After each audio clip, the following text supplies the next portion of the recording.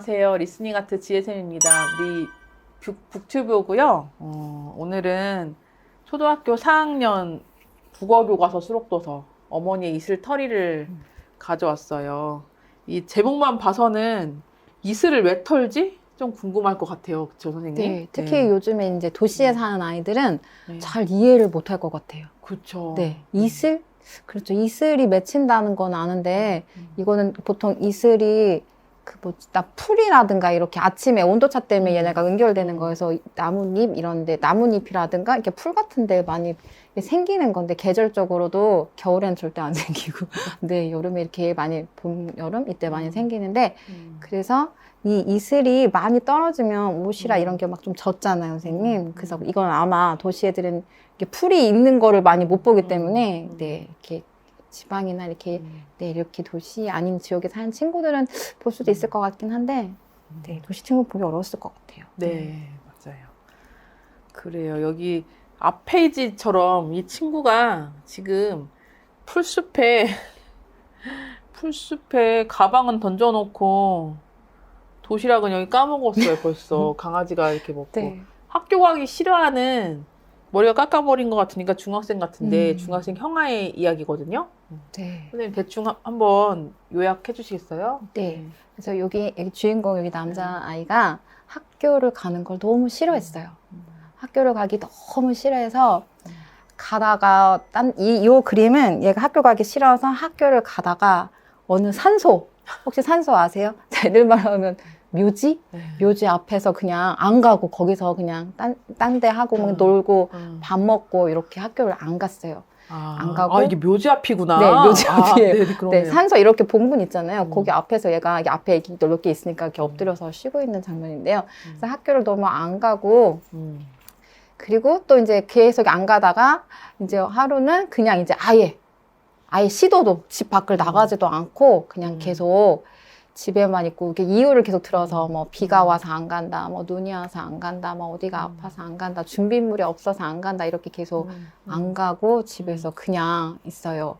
근데 여기에는 네, 아버지는 안 나오시고 어머니가 나오세요. 그래서 어머니가 하루는 걔가 계속 그러니까 너 가방 챙기고 옷 입고 엄마가 저기 앞에까지 데려다 줄 테니까 신장로. 네, 신당역까지 같이 가자 하면서 어머니가 지게 때 하는 막대기를 하나 들고 딱 서 계신 거예요. 그래서 얘는 드디어 엄마가 나를 진짜 혼내시나 보다. 여지껏 한 번도 맞은 적 없는데 저걸로 엄마 나 때리시면 어떡할까 이런 마음을 갖고 가방을 갖고 나왔어요. 그랬더니 엄마가 딱 가방을 들고 딱 뒷짐 지시면서 이제 길을 따라 가시는데 엄마가 앞에 간 이유가 있었어요.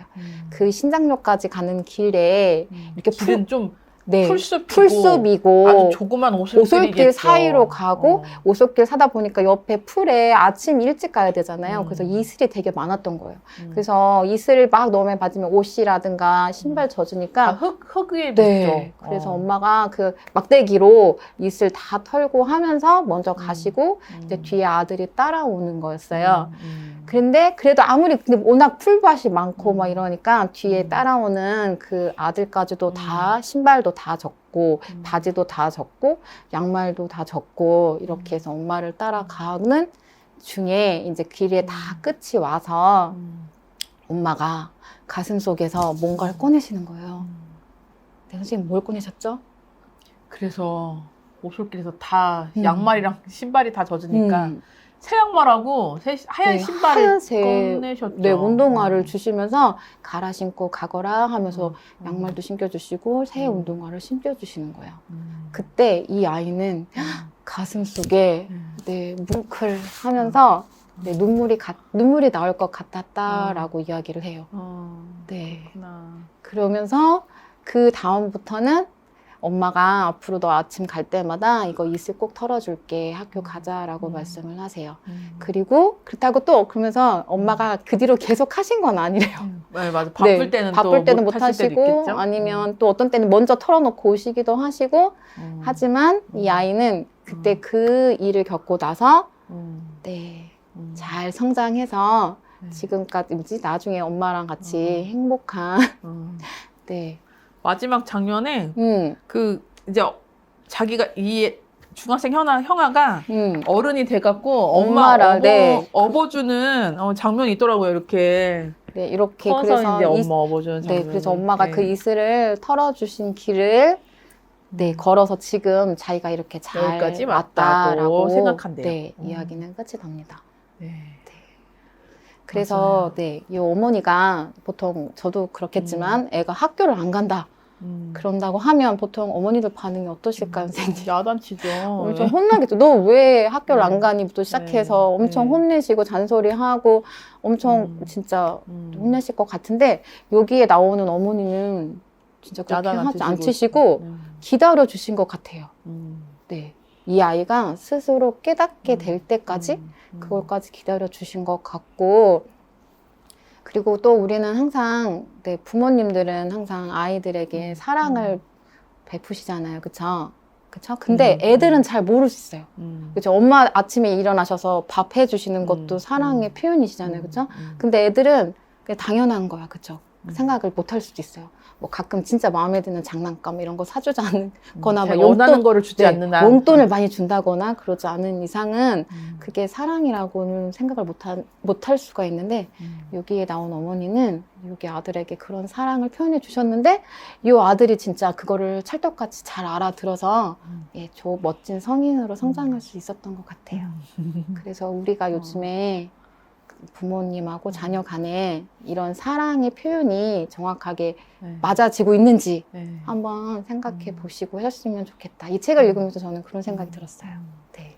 맞아요. 여기 이 책 제목처럼 어머니가 한 이슬털이에 의미가 있는데 우리 친구한테 어떤 학교 가라는 직접적인 얘기보다는 미리 이슬을 털어주고 같이 가면서 앞에서 털어주고 그 이슬털이의 의미가 있잖아요. 사랑의 표현이고 특별한 이 어머니만의 방식인데 오늘 우리 엄마 아빠는 나에게 어떤 이슬털이를 해주셨나 네, 한번 생각해 보시면 좋겠고, 또 반대로 근데 엄마 아빠랑 이게 시간 같이 보낼 시간이 좀 적은 친구들은 자기들만의 또 부모님을 향한 이슬털이 방법이 또 있을 수 있거든요.